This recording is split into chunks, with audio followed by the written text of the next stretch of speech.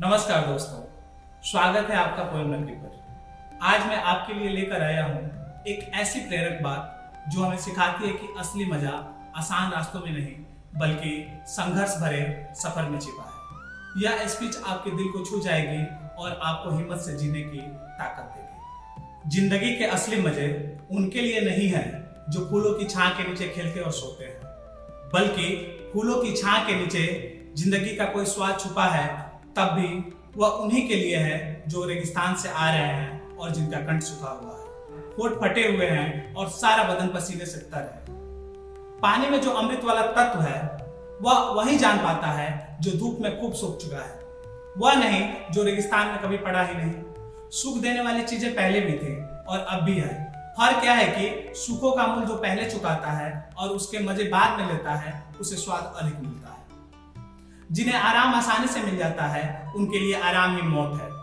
जो लोग पांव के भीगने के खौफ से पानी से बचते रहते हैं, समुद्र में डूब जाने का खतरा उन्हीं के लिए है। लहरों में तैरने का जिन्हें अभ्यास है वो मोती लेकर बाहर आएंगे। चांदनी की ताजगी और शीतलता का आनंद वह मनुष्य लेता है जो दिन भर धूप में थक कर लौटा है, जिसके शरीर को अब तरलाई की जरूरत महसूस होती है और जिसका मन यह जानकर संतुष्ट है कि दिन भर का समय उसने किसी अच्छे काम के लिए लगाया है। इसके विपरीत वह आदमी भी है जो दिन भर खिड़कियां बंद करके पंखे के नीचे सोया हुआ था और अब रात को उसकी सेज बाहर चांदनी में लगाई गई है। भ्रम तो शायद उसे भी होता होगा कि वह भी चांदनी के मजे ले रहा है, लेकिन सच पूछिए तो वह खूबसूरत फूलों के रस में दिन रात सड़ रहा है। उपवास और संयम आत्महत्या के साधन नहीं है। भोजन का असली स्वाद उन्हीं को मिलता है जो कुछ दिन बिना खाए भी रह सकते हैं। त्यक्तेन भुंजिता, जीवन का भोग त्याग के साथ करो। यह केवल परमार्थ का उपदेश नहीं है, क्योंकि संयम से भोग करने पर जो जीवन में आनंद प्राप्त होता है वह नीरा भोगी बनकर भोगने से नहीं मिलता। बड़ी चीजें बड़े संकटों में विकास पाती है। बड़ी हस्तियां बड़े मुसीबतों में पलकर दुनिया पर कब्जा करती है। अकबर ने 13 साल की उम्र में अपने बाप के दुश्मनों को परास्त कर दिया था, जिसका एकमात्र कारण यह था कि अकबर का जन्म रेगिस्तान में हुआ था और वह भी उस समय जब उसके बाप के पास एक कस्तूरी को छोड़कर कोई दौलत नहीं थी।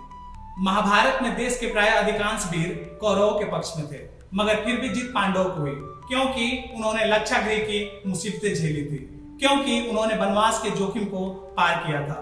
श्री विंस्टन चर्चिल ने कहा है कि जिंदगी की सबसे बड़ी सिफत हिम्मत है। आदमी के सारे गुण उसके हिम्मती होने से पैदा होते हैं। जिंदगी की दो सूरतें हैं। एक तो यह कि आदमी बड़े से बड़े मकसद के लिए कोशिश करे, जगमगाती हुई जीत पर पंजा डालने के लिए हाथ आगे बढ़ाए, और अगर असफलताएं कदम कदम पर जोश की रोशनी के साथ अंधियारे का जाल बुन रही हो तब भी वो पांव पीछे को न हटाए। दूसरी सूरत वह कि वह गरीब आत्माओं का हमजोली बन जाए, जो न तो बहुत अधिक सुख पाती हैं और न जिन्हें बहुत अधिक दुख पाने का ही संयोग है, क्योंकि वे आत्माएं ऐसी गोदली में बसती हैं जहां न तो जीत हंसती है न कभी हार के रोने की आवाज सुनाई पड़ती है। इस गोदली वाली दुनिया के लोग बदे बजाए घाट के पानी पीते हैं। वे जिंदगी के साथ जुआ नहीं खेल सकते। और कौन कहता है कि पूरी जिंदगी को दांव पे लगा देने में कोई आनंद नहीं? अगर रास्ता आगे निकल रहा है तो फिर असली मजा तो पांव आगे बढ़ाते जाने में ही है। साहस की जिंदगी सबसे बड़ी जिंदगी होती है। ऐसी जिंदगी की सबसे बड़ी पहचान यह है कि वह बिल्कुल निडर बेखौफ होती है।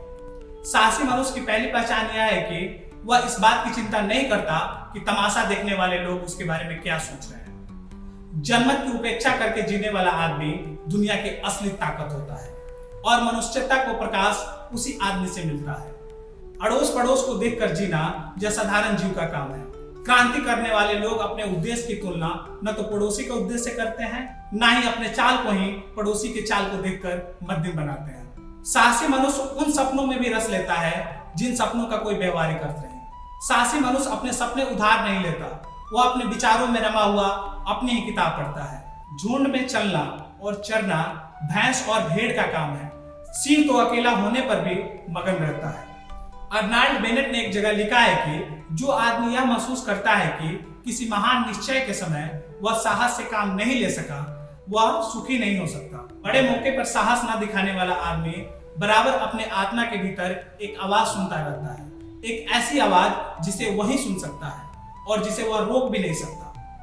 यह आवाज उसे बार बार कहती है, तुम साहस नहीं दिखा सके, तुम कायर की भांति भाग खड़े हुए। सांसारिक अर्थ में जिसे हम सुख कहते हैं उसका न मिलना फिर भी इससे कहीं श्रेष्ठ है कि मरते समय हम अपनी आत्मा से यह धिक्कार सुने कि हमने हिम्मत की कमी थी, कि हमने साहस का अभाव था, कि तुम ठीक वक्त पर जिंदगी से भाग खड़े हुए। जिंदगी को ठीक से जीना हमेशा जोखिम झेलना है, और जो आदमी सकुशल जीने के लिए जोखिम को हर जगह से घेर डालता है वह अंततः अपने ही घेरे के बीच कैद हो जाता है और जिंदगी का कोई मजा नहीं ले पाता, क्योंकि जोखिम से बचने के लिए असल में उसने जिंदगी को आने से ही रोक रखा है। जिंदगी से अंत में हम उतना ही पाते हैं जितना कि उसमें हम पूंजी लगाते हैं। यह पूंजी लगाना जिंदगी के संकटों का सामना करना है, उसके उस पन्नों को भी उलट कर पढ़ना है जिसके सभी अक्षर फूलों से नहीं कुछ अंगारों से भी लिखे गए हैं। जिंदगी का भेद कुछ उन्हीं को मालूम होता है जो यह जानकर चलता है कि जिंदगी कभी ना खत्म होने वाली चीज है।